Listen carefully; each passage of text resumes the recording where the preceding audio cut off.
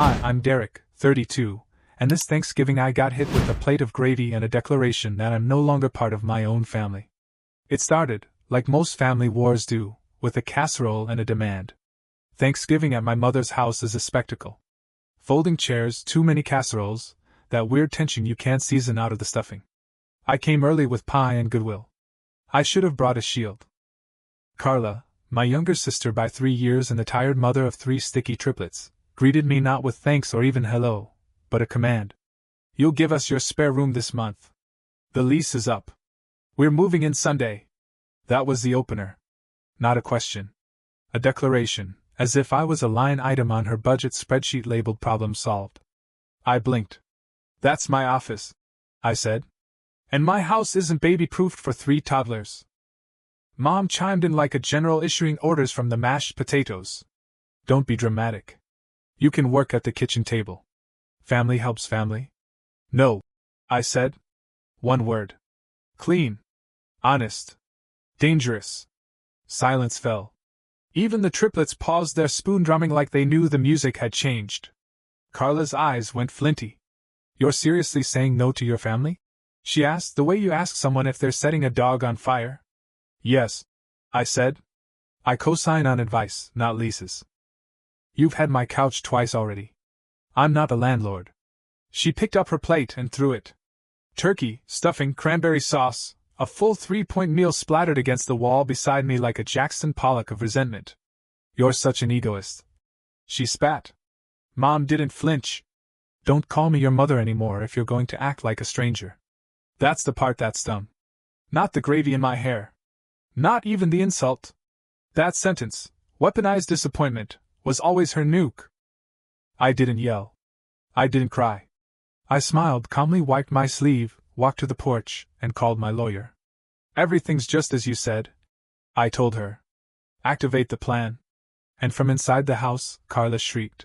He's calling his lawyer on us. Not a soul noticed the baby monitor on the counter, red light blinking, capturing everything. I set it up to keep the kids out of the stove. Turns out, it kept the adults honest too. 20 minutes later, the first domino fell. The ding came from the TV. See, earlier in the meal, Dad, bless his background noise energy, had cast the baby monitor feed to the living room television so folks could keep an eye on the kids without leaving the table. But he never turned it off. The baby monitor was still recording. Still uploading. And now, it was playing. Thumbnail, new clip saved, 12:41 p.m. to 1:09 p.m. And then, Carla's voice filled the room, clear as day. From the kitchen, before dinner, laughing. If Derek says no, we'll just move in anyway. He melts when the boys cry. Worst case? We change his locks while he's at work. Mom's voice replied like she was reading a script. He'll forgive you. He always does. If he gets loud, I'll tell the cousins he's having a breakdown. The room went utterly, beautifully, apocalyptically silent. Aunt Teresa set her fork down like it was radioactive. Uncle Joe blinked rapidly at his napkin. My cousin Luke, who'd been eyeing my office for his job commute, leaned back like the chair might disappear underneath him. Carla dove for the remote. Dad, handshaking, got there first. He turned the volume up. I already used his card once. He didn't even notice. Mom again. Delete the alerts. He doesn't check. Phones started dinging. Nina, my lawyer and part-time guardian angel, had just emailed everyone, attaching a tidy little PDF with screenshots of group chat threads, bank transactions, and a lovely folder titled Operation Guilt, Evidence. Relatives stared at their phones like they'd been handed subpoenas at a birthday party. Carla turned on me. You set us up! I stayed seated. I brought pie. You brought a plate to a boundary fight. Mom stood up like she still had control of the narrative. You're making this bigger than it is. Am I? I said, pulling out my phone. Because I think adding me as a guarantor without my consent is big. I think using my credit card is big. I think planning to change my locks is Olympic level huge. Someone whispered, guarantor, like it was Latin. I slid my phone across the table. In the last 12 months?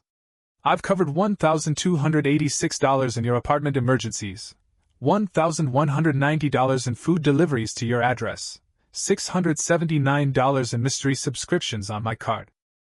I paid late daycare fees. I replaced the screen door. I took your kids to the ER when you couldn't get an Uber. I did it because I love them. But love isn't a debit card. Mom's face tightened. This is cruelty. On Thanksgiving. This is a boundary. I said. On any day. Carla grabbed her coat. We're moving in Sunday. Try and stop me. You won't get in. I said.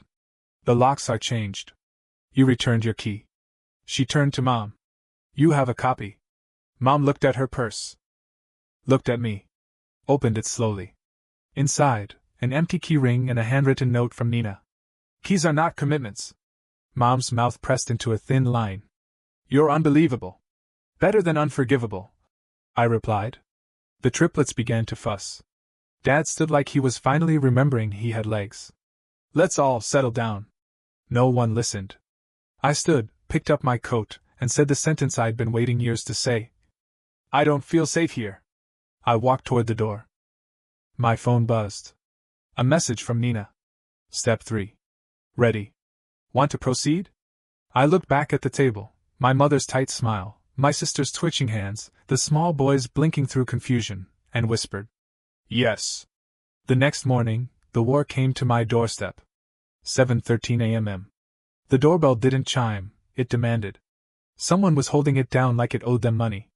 I rolled over, groggy, opened the front door camera app, and there they were. Mom on the porch in a power-walking windbreaker. Carla on the sidewalk looking like a reality TV eviction. 2 suitcases. 3 toddlers strapped into a triple stroller like the world's angriest conga line. I didn't answer the door. I didn't even move. Mom pulled out her phone. 20 seconds later mine buzzed. Let us in. Then Carla. We're outside. Open the door. I replied calmly, like I was answering a telemarketer.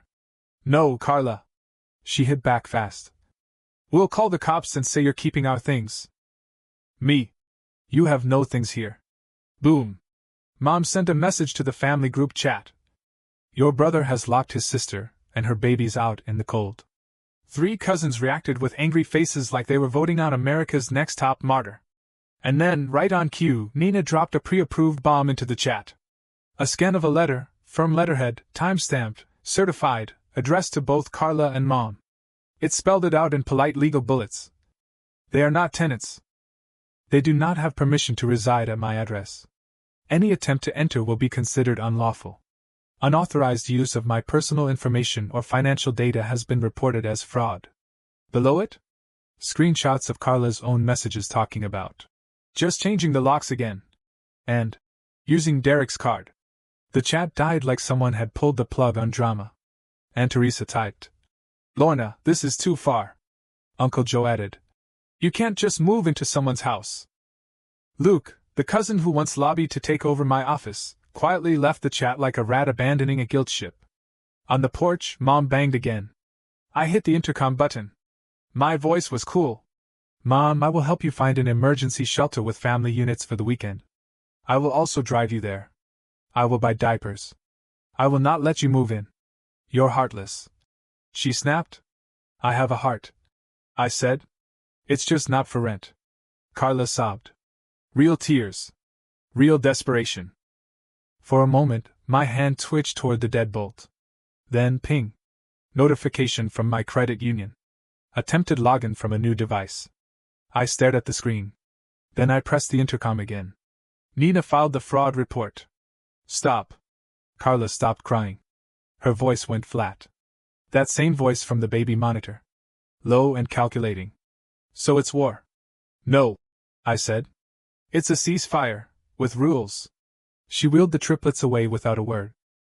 Mom stood still another 30 seconds, then followed slower, like a general retreating from a lost campaign. 10 minutes later, she posted on Facebook. Some people forget who rocked them as babies. Nina texted one word. Ignore. I did. And then, we activated the rest of the plan. The first thing I did was protect the kids. Nina always said, draw the boundary, then reinforce it with bricks. So I started with daycare. I logged into the county portal and anonymously paid 2 weeks ahead using a secure voucher we'd set up. That way, the boys wouldn't suffer for choices made in the name of entitlement. No fuss, no announcement, just diapers and nap time secured. Next, I sent Carla a grocery store, only gift card. Couldn't be used for cash. Couldn't be sold. I even set it to expire if not used within the month. Quiet help. Clean help. Then I forwarded her a list of subsidized housing options and the contact info for a nonprofit that helps single moms cover deposits. It included a link to a free budgeting class, knowing full well she'd never click it. But it was there. Documented. Accountable. After that, I shut the doors. Hard. I activated two-factor on everything. Froze my credit. Changed every password to something long enough to frustrate a hacker and specific enough to make me smirk. N0ISN0TLove_937. Then came the family announcement. I wrote the email like a journalist. No drama. Just facts. Subject: family update, please read. Hi everyone. Yesterday, a plate was thrown at me for saying no. The baby monitor recorded a conversation about changing my locks and using my card without permission. I have filed a fraud report. Going forward, I will not house adults. I will not be a guarantor. I will not send cash. I will pay directly for specific needs for the children: food, diapers, daycare. If you attempt to involve my employer, my property, or my financial identity in any way, I will involve the police. I love my nephews. I do not love being used. Sincerely, Derek. Reactions came fast. And Teresa. Proud of you. Cousin Maya. What do the boys need this week? Uncle Joe. I can store Carla's couch for a month. Then, of course, Mom. You've shamed your family. I didn't reply. That afternoon, Nina called. 2 updates, she said. 1. Your bank reversed the charges. 2. Best Value Auto has backed off. Turns out, they got your ID from a photocopy submitted by a third party, who was very vague about who exactly you were. And the landlord? I asked. He got our letter. He says he's very sorry for the misunderstanding. She paused. He also sent something we didn't expect. She forwarded it to me, a scanned roommate agreement. Made by Carla. With my name typed in as responsible party. My signature? Forged. A single clean line. Not the shaky mess I've had since middle school. Check the metadata, I said. I already did, Nina said. But we don't even need it. The baby monitor recording about changing your locks? That's enough for a restraining order. I felt sick. I don't want a restraining order, I said. I just want this to stop. That's exactly what a restraining order is, Derek, she said gently. A way to make it stop, before it gets worse. That weekend it did. Mom called my editor at the paper. Left a voicemail claiming I was unstable. He forwarded it to me with a note. Take the afternoon. Handle what you need. And for the record, this is not even in the top 50 weirdest calls I've gotten this year. In the silence that followed, I realized something strange. I wasn't spiraling. I wasn't afraid. I was fine. The weight was shifting, and for once, I wasn't the one holding up the house. By Monday morning, the guilt had gone quiet, and in its place, something new: relief. I made coffee in my own kitchen. No sticky fingers smearing the fridge. No toddler screams echoing off the walls. Just steam, sunlight, and silence I hadn't earned through people-pleasing. Then came the confrontation I couldn't dodge. Carla. I had agreed, stupidly, generously, pre-Thanksgiving, to drive her to the nonprofit intake meeting that Monday. It was the last promise I'd made before the plate. I almost canceled. But I didn't. Because I believe in showing up once. We met in the parking lot of her apartment. She was already pacing, arms crossed, a diaper bag slung over one shoulder like a war flag. She saw me and immediately started in. You think you're better than us now? No, I said. I think boundaries make me better to you. She rolled her eyes, climbed into the car, and we drove in tense silence. The triplets were with a neighbor. It was just us. For the first time in maybe years. At the office, a dingy building with a blinking exit sign that never quite turned off, we sat across from a caseworker who wore a cardigan and had that tone of voice that could stop a speeding bus. Soft. Deadly. Kind. She asked Carla a series of routine questions. Carla gave one-word answers like she was at a parole hearing. And then the big one. Who has been your primary financial support? Carla paused. Then jerked her chin at me. Him. The egoist. The woman didn't even flinch. She looked at me, then back at Carla and said, "Well, he's here. Egoists don't usually show up." Carla didn't reply. But something in her posture shifted. Just a little. The meeting ended with a promise of temporary assistance, paperwork for housing vouchers, and a tired nod from Carla that said, "Fine, I'll try your way." On the drive home, she stared out the window like the road might give her a better story than the one she'd built. Then, as we pulled into her lot, she finally spoke. "Do the boys have to call you Uncle Derek? Or can they just call you Derek?" I didn't hesitate. "Whatever they want." She nodded once, got out, didn't slam the door, didn't look back. Progress. Not peace. But progress. That night, my phone buzzed. "Mom." Voicemail. I listened. Her voice was worn thin, like a coat pulled through too many winters. "You made your point. I'm still angry. But the boys ate pasta tonight." Carla filled out forms. "Someone dropped off a crib. You didn't come in and fix it like usual. And somehow, it still got fixed." There was a pause. Then the old weaponized line, spoken softer now, more habit than threat. "Don't call me your mother if you're going to be cruel." And then, barely audible under the static, "Bring the boys to the park Saturday. If you want." I didn't save the voicemail for court. I saved it because it was the first time in years she offered something that wasn't an invoice. By the time December rolled in, I'd stopped looking over my shoulder. No more daily credit alerts. No new mystery charges. No cousin meng me to say, "Your mom says you're going through something." The storm had passed. But I wasn't relaxing. I was rebuilding. Quietly. Carefully. Like someone who's been through a house fire and still sleeps near the exits. I set up what Nina called the infrastructure of freedom. Sounds dramatic, but it was simple. A hard budget. Not emotional math. Not maybe this month generosity. Just a fixed monthly amount routed directly to daycare when needed. No more co-signing anything. Not utilities. Not leases. Not good faith. Just for now. Plans. Digital locks. I upgraded every entry point in my house. The new system lets me track attempts, send virtual keys, and, more importantly, revoke them. And I wrote rules. For myself. In marker. On an index card I stuck next to my fridge. If it requires secrecy, debt, or guilt, it's not help. It's hijacking. Mom tested me on Christmas Eve. She called with the old soft voice. "Your cousin Luke just needs a place to sleep for 2 nights. His dorm's closed. You've got the extra bed." I said, "No." She waited. As if silence could still crack me like it used to. I didn't fill it. She sighed. "Fine." That was the whole thing. Fine. Like a curtain falling. The world didn't end. Luke stayed with Aunt Teresa. The triplets still got their gifts. Carla sent me a picture of them in matching pajamas and didn't ask for money once.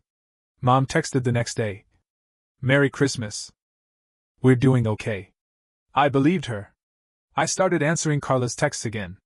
Not the vague, "Hey, what are you doing this week?" ones.